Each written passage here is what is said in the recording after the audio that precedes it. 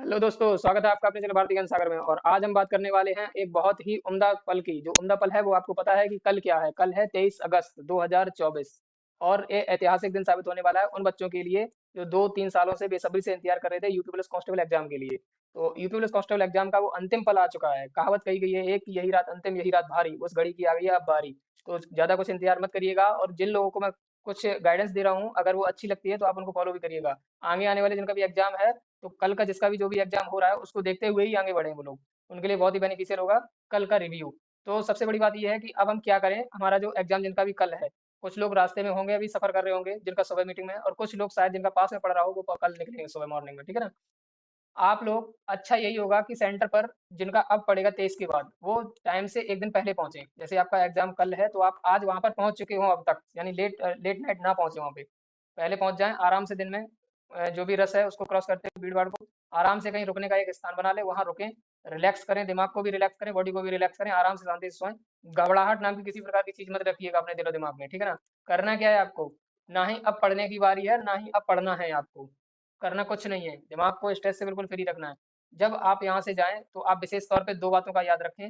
Number एक, जो भी आप आधार कार्ड लेके जा रहे हैं उसकी एक फोटोकॉपी और ओरिजिनल आधार कार्ड आप लेकर के चलिएगा।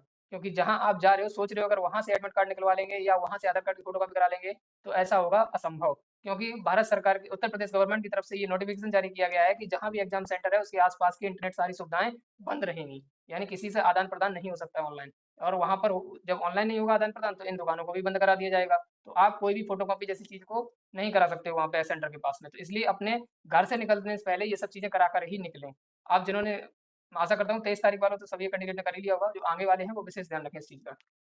दूसरी बात, आपकी यदि फोटो आधार कार्ड में है और जो एडमिट कार्ड में है वो मैच नहीं हो रही है, तो अपनी पासपोर्ट साइज की फोटो भी बनवा के लेके जाइएगा। 2-3 फोटो, 4 रख लीजिएगा, ठीक है। दो ब्लैक पेन लेके चलिएगा, एक ओमार भरने के लिए और एक एक्स्ट्रा पेन रखिएगा अपने पास। हो सकता है भरते टाइम उसका पॉइंट निकल जाए, कुछ खराबी आ जाए, तो दूसरा पेन काम आ सके। दूसरी सबसे बड़ी बात ये है कि जब आप एग्जाम हॉल में बैठेंगे तो आपको 5 मिनट एक्स्ट्रा टाइम दिया जाएगा।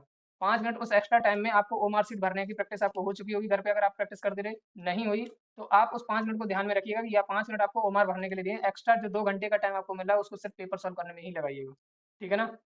आगे जो चीज है कि जब भी आप पेपर सॉल्व करें तो आप पल पल पे घड़ी की तरफ ना देखें। क्योंकि अब ये हर एग्जाम हॉल में जहाँ भी आप देने जा रहे हो, एक बॉल बॉल वॉच लगी हो, घड़ी लगी हुई है वहाँ पे सामने देखने के लिए टाइम को।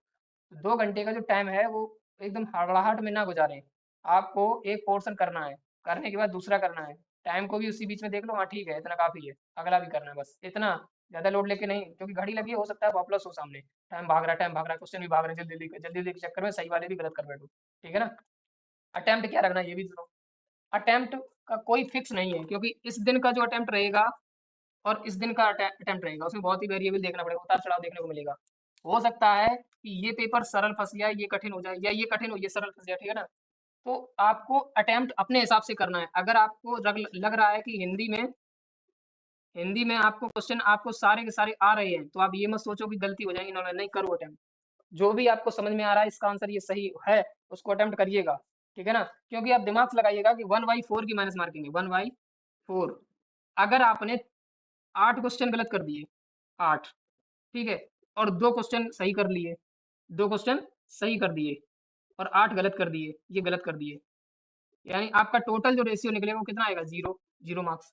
और आप इन 10 को छोड़ के ही आने वाले थे, तो अटेम्प्ट भी कर दिए, तो क्या दिक्कत आ गई। समझ रहे ना। तो उसी चीज को मैं बता रहा हूँ कि आप ये छोड़ने की चीज जो है ना, छोड़ने वाले क्वेश्चन को, उसको दिमाग पे ज्यादा लोड मत लीजिएगा कि मैं छोड़ के आऊंगा, मैं ये करके आऊंगा, नहीं आएगा तो मैं छूंगा नहीं। ये सब चीजें चलती हैं 1/3 के एग्जाम में। ये 1/4 एग्जाम में बहुत ही माइनर सी माइनस मार्किंग है, इतनी बड़ी नहीं है।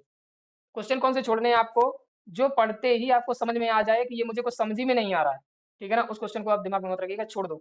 मैथ के क्वेश्चन, आप गर्ल्स के लिए क्या है, कुछ गर्ल्स ऐसी हैं जिनको मैथ बहुत वीक है, जिनका, लड़के भी हैं उसमें शामिल। तो मैं सभी को बता दूं जिनका मैथ वीक है, वो सबसे लास्ट में अटेम्प्ट करें इसको, लास्ट में, मैथ को, ठीक है ना। हिंदी सबसे पहले आप अटेम्प्ट करिएगा जिसका मैथ वीक है, हिंदी, जिससे आपका एक कॉन्फिडेंस बिल्ड रहेगा। मैं इसलिए बता रहा हूँ। हिंदी के बाद में आप जीएस करिएगा, जीएस के बाद में टोटल टाइम आप रीजनिंग पे दीजिएगा, रीजनिंग पे।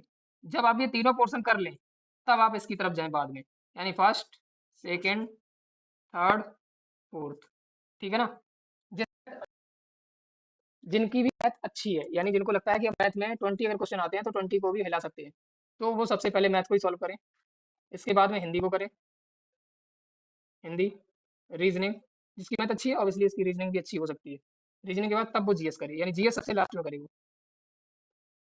ये 99% चांस रहते हैं कि जिसकी मैथ अच्छी होती है, रीजनिंग अच्छी होती है, उसकी जीएस कमजोर होती है, ठीक है ना, जीएस अच्छी नहीं होती। तो ये सब चीज़ों का आप विशेष ध्यान रखें, अभी से सेटअप दिमाग में रखें कि पहले क्या अटेम्प्ट करके चलना है। टाइम कितना लेना है पर क्वेश्चन, तो आपको हिंदी में टोटल जो टाइमिंग रखनी है, हिंदी, जीएस,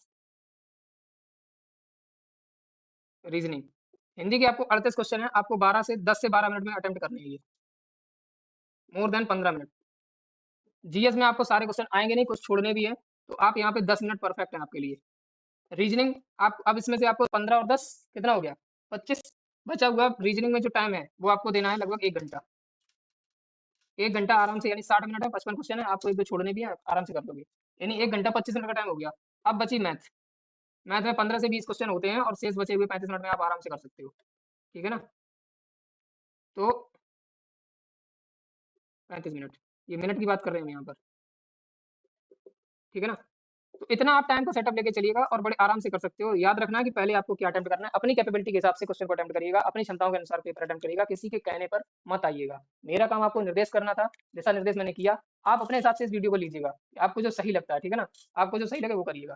दूसरा, ज्यादा अब बहकावे में ना पड़े, कुछ लोग आपको गुमराह करेंगे, समझ लो ना, उन दल्लों से दूर रहें। जितना भी आपने अभी तक मेहनत की है, जितना भी आपने अभी तक पढ़ा है, उस पे बस फोकस रहें, उस पे बस डेडिकेशन के साथ बने रहें एग्जाम तक। जो बच्चे किसी कारणवश अब पढ़ नहीं पा रहे हैं, उनसे मैं यही कहूंगा, अब ना पढ़ें। सिर्फ और सिर्फ जिनका आगे शिफ्टों में पेपर है, वो अपना छोटे मोटे टॉपिक जो बचे हुए हैं उनको एक बार रिवीजन कर लें बस। ज्यादा लेंदी सब्जेक्ट को लेकर ना बैठें, ज्यादा पढ़ाई ना करें। अब सिर्फ और सिर्फ अपने आप को थोड़ा फ्री रखें, और ना ही कोई पेपर दें, ना ही कुछ करें। बस हाँ, जिनका आगे वाली शिफ्टों में एग्जाम है, वो अपना एनालिसिस देखते रहें। यूट्यूब पर कई वीडियो आती रहती हैं, एनालिसिस देखें, उनसे कुछ सीखें अगर सीखने वाली चीजें हैं। वैसे ऐसा कुछ नहीं मिलेगा आपको नया, जो आपको नया मिले वहाँ पे। नया बस जो भी चीज़ है, आपने अभी 4-5 महीने पेपर देखा है, सेम सेम डिट्टो पेपर चारों शिफ्ट में आया है, वैसा ही 5 दिन यहाँ पे पेपर 10 शिफ्टों में वैसा ही आने वाला है। तो आपकी बार नॉर्मलाइजेशन का वेरिएबल आपको देखने को मिलेगा, इसलिए आप घबराएं नहीं यदि आपका पेपर कठिन शिफ्ट में आता है तो। नॉर्मलाइजेशन आपको 101% मिलेगा। बने रहिएगा, चैनल के साथ जुड़े रहिएगा, पल पल की खबर आपको मिलेगी यूपी प्लस एग्जाम के लिए। और जो मैंने आपको गाइडेंस किया उसको लेकर के आप तैयार तत्परता के साथ उसको देखिएगा। स्टार्टिंग की जो वीडियो मैंने आपको बताया, कुछ जो आपके अच्छे डॉक्यूमेंट्स आपको लेके जाने साथ में, उनको आप लेके जरूर जाइएगा। मिलते हैं नेक्स्ट वीडियो, तब तक के लिए धन्यवाद, जय हिंद, वंदे मातरम। जुड़े रहिए चैनल के साथ, लाइक से सब्सक्राइब करते रहिएगा, धन्यवाद।